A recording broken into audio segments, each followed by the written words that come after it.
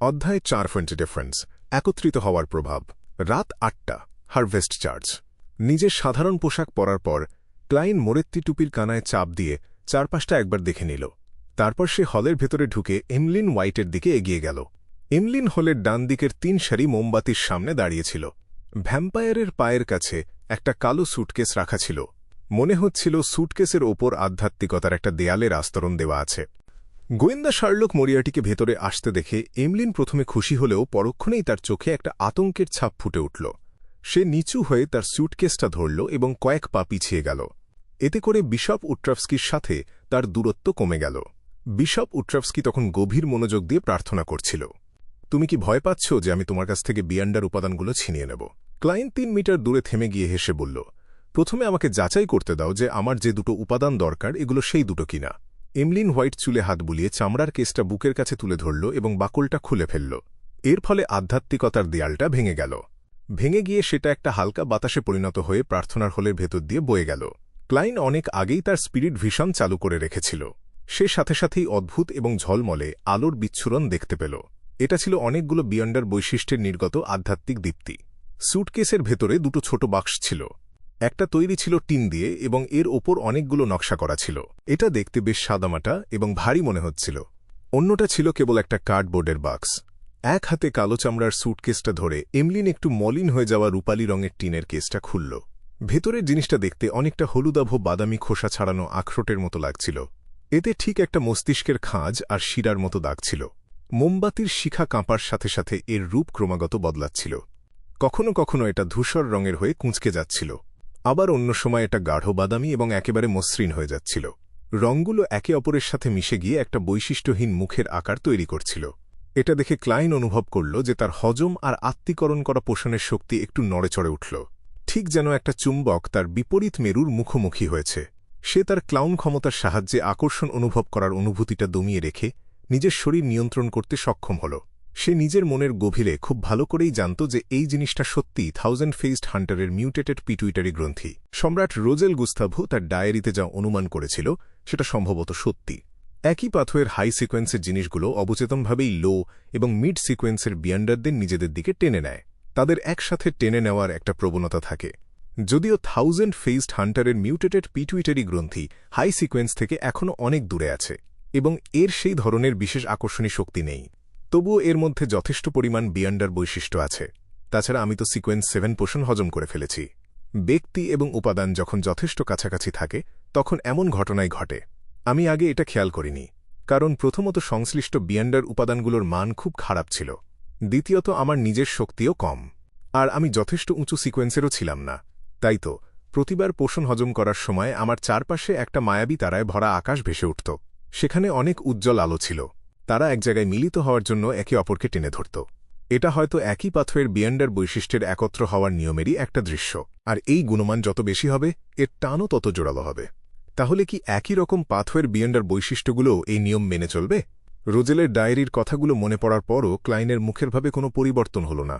আর তার সাথে নিজের 3 বার পোষণ হজম করার অভিজ্ঞতা মিলিয়ে সে একটা নির্দিষ্ট নিয়মের অস্তিত্ব ধরতে পারল। এমলিন হোয়াইট সতর্কভাবে তার দিকে তাকাল। তারপর সে দ্রুত টিনের বাক্সটা বন্ধ করে দিয়ে তার পাশের কাগজের বাক্সটা খুলল। কাগজের বাক্সটাতে মোটা তুলো দিয়ে গদি বানানো ছিল। বাক্সটার ঠিক মাঝখানে একটা কাঁচের বোতল রাখা ছিল, যাতে 10 মিলিলিটার তরল রাখা যেতে পারে। বোতলটা অর্ধেক খালি ছিল, আর বাকি অর্ধেকটা একটা আঠালো তরল দিয়ে ভর্তি ছিল। তরলটা আলোর পরিবর্তনের সাথে সাথে নিজের রং পাল্টাতে পারত। আর কোনো সমস্যা আছে? এমলিন কাগজের বাক্সটা বন্ধ করে দিল। আমাকে আরেকবার নিশ্চিত হতে দাও। ক্লাইন একটা সোনার মুদ্রা বের করে তার আঙুলের মাঝে ঘোরাতে লাগল। দেখে মনে হচ্ছিল যেন মুদ্রাটার নিজস্ব কোনো প্রাণ আছে। ডিং! সোনার মুদ্রাটা লাফিয়ে উঠে আবার নিচে পড়ে গেল।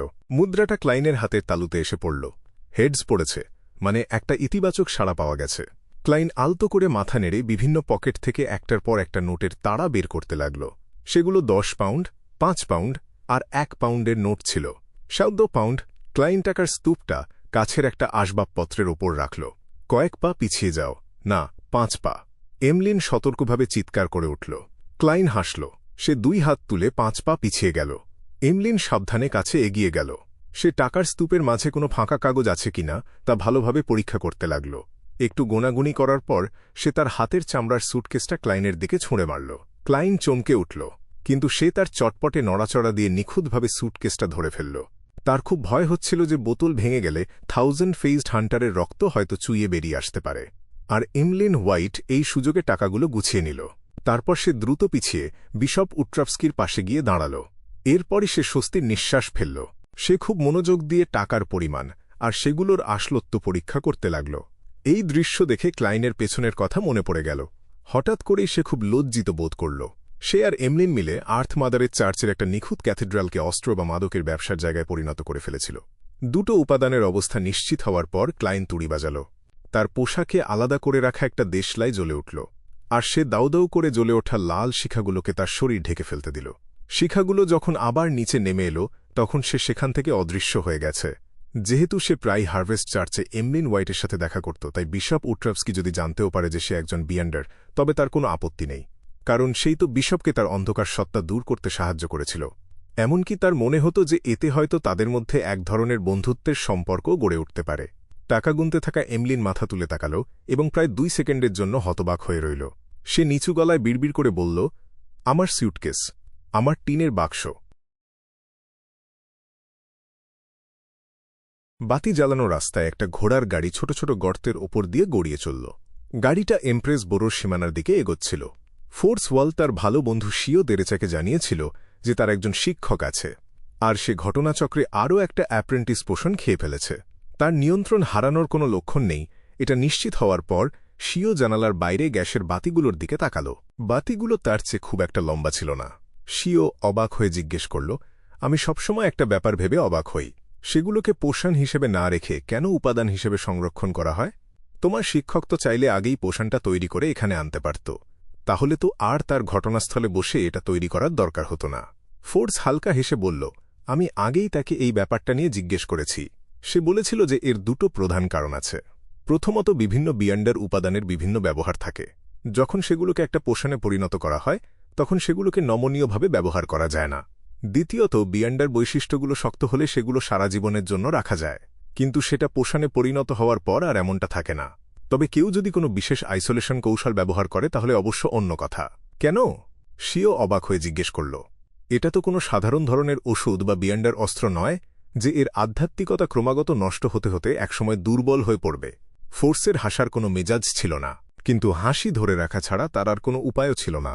সে বলল, এটা বৈশিষ্ট্য হারানোর কোনো সমস্যা নয়, বরং বিয়ন্ডার উপাদানগুলো একবার পোষণে পরিণত হয়ে গেলে শুধু মানুষই নয়, অন্যান্য প্রাণী বা প্রাণহীন পদার্থগুলোও তা শুষে নিতে পারে। তবে সেটা একটু ধীর গতিতে হয়। উদাহরণস্বরূপ, আমি যদি পোষণ সংরক্ষণ করার জন্য কোনো কাঁচের বোতল ব্যবহার করি তাহলে হয়তো প্রথমে কোনো সমস্যা মনে হবে না, কিন্তু কয়েকদিন পর কাঁচের বোতলটা নিজেই পোষণটা পুরোপুরি খেয়ে ফেলবে। এর ফলে সেটা একটা বিশেষ রহস্যময় বস্তুতে পরিণত হবে, এমনকি এটা বুদ্ধিমত্তাও অর্জন করতে পারে। অবশ্য আমার শিক্ষক বলেছিল যে এমন পরিস্থিতিতে খুব বড় ধরনের পার্শ্বপ্রতিক্রিয়া দেখা দেয়, ঠিক একটা র্যাম্পেজার যা রেখে যায় তার মতোই। সে আরও বলল, 7টা চার্চ এবং কিছু গোপন দলের বিশেষ আইসোলেশন কৌশল রয়েছে, কিন্তু এটা বেশ ঝামেলার, আর তারা লো বা মিড সিকোয়েন্সের পোষণে এটা ব্যবহার করবে না। কি দারুণ ব্যাপার! শিও দীর্ঘশ্বাস ফেলল।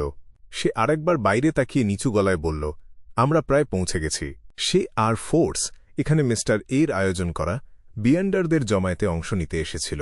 ফোর্স হাসল, যদিও ভেতরে ভেতরে তার খুব কষ্ট হচ্ছিল। সে বলল, আশা করি স্পিরিট ইটারের পেটের থলেটা সেখানে থাকবে। তার শিক্ষক ডোরিয়ান গ্রে যাওয়ার আগে তাকে অ্যাক্টিং মেথড শিখিয়ে গিয়েছিল, এমনকি সে তাকে ট্রিক মাস্টারের পোষণ ফর্মুলাও দিয়েছিল, আর তাকে নিজেই বিয়ান্ডার উপাদানগুলো খুঁজে বের করার চেষ্টা করতে বলেছিল। অ্যাপ্রেন্টিস পোষণ হজম করার সময়ের মধ্যে সে যদি সমস্ত উপাদান জোগাড় করতে না পারে তবে সে সাহায্যের জন্য তাকে চিঠি লিখতে পারত। এসব ভেবে ফোর্স বেশ বিভ্রান্ত হয়ে পড়ল। আমি কেন বিপুল পরিমাণ টাকা খরচ করে ট্রিকমাস্টার ফর্মুলা আর অ্যাক্টিং মেথড কিনেছিলাম? এখন পর্যন্ত ট্যাট ক্লাব আমাকে যে সবচেয়ে বড় আর অমূল্য সাহায্যটা করেছে তা হল মিস্টার আলজার উইলসন, আর মিস অড্রে হল আমাকে যে বিষয়গুলো খেয়াল রাখতে শিখিয়েছিল। আর তার সাথে মিস্টার ফুলের ডিভিনেশনে হস্তক্ষেপ করার ব্যাপারটা তো আছেই। তা না হলে শিক্ষক অনেক আগেই আমার মধ্যে কোনো একটা সমস্যা ধরতে পারত, আর আমি হয়তো তার ছাত্রীই হতে পারতাম না। হায়, পূর্ণিমার অভিশাপ কাটানোর দাম হিসেবেই আমি এটা মেনে নেব। এই কথাটা মনে আসার সাথে সাথেই ফোর্সের চোখে পড়ল যে মিস্টার এ যেখানে জমায়েত করেছিল সেই বাড়িটা ভেঙে পড়েছে, এমনকি এর অনেক জায়গায় পোড়া দাগও ছিল। নিশ্চয়ই এখানে ভয়ানক কোনো যুদ্ধ হয়েছে। মিস্টার এর সাথে কে লড়াই করল? কোনো সরকারি সংস্থা কি? ফোর্স সাথে সাথেই শিওকে ইশারা করল, আর সে বাইরের গাড়োয়ানকে নির্দেশ দিল, এখানে নয়, সামনে আরও 2টো রাস্তা পার হয়ে যাও।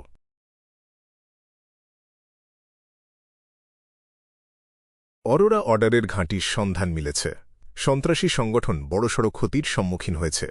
পরের দিন সকালে খবরের কাগজ খুলতেই ক্লাইনের চোখে এই খবরটা পড়ল। আশা করি মিস্টার এ এই হামলায় মারা গেছে। সে গাম্ভীর্যের সাথে নিজের বুকে একটা লাল রঙের চাঁদ আঁকল।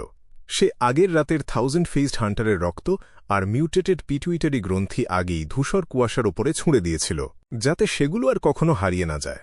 এমনকি আমি মরে গেলেও ওগুলো হারাবে না। ক্লাইন খুব স্বাচ্ছন্দ্যে এক টুকরো বেকন চিবাল। আগের রাতের লেনদেনের পর তার জমানো নগদ টাকার পরিমাণ 1000 পাউন্ডের নিচে নেমে এসেছিল। এখন তার কাছে মাত্র 735 পাউন্ড অবশিষ্ট আছে। এই টাকা দিয়ে শুধু একটা ডিপসি নাগার চুল কেনা যাবে। এরপর আর হিউম্যান স্কিন শ্যাডোর বৈশিষ্ট্য কেনার কোনো ক্ষমতা তার থাকবে না। ভালো কোনো সূত্র বা টাকা না থাকায় ক্লাইন সারা সকাল বাড়িতেই বিশ্রাম নিল। দুপুরের খাওয়ার পর সে পোশাক পরে সোজা ব্যাকল্যান্ড ব্রিজ এলাকার দিকে রওনা হল। সে আগেই মেশিনারি হাইভ মাইন্ডের কার্লসনের সাথে একটা চুক্তি করেছিল। চুক্তি অনুযায়ী তার কাছে কোনো খবর থাকলে ওয়েস্টবালাম ডকের কাছে লাকি বারে তাকে খুঁজে নিতে হবে। খবরটা যদি খুব গুরুত্বপূর্ণ হয় আর কার্লসন সেখানে না থাকে, তবে তাকে সোজা লিভার ক্যাথেড্রালে যেতে হবে। যাই হোক, শার্লক মরিয়ার্টি তো কোনো গোপন সংগঠনের সদস্য ছিল না, তাই এক্ষেত্রে সতর্ক হওয়ার কোনো দরকার ছিল না।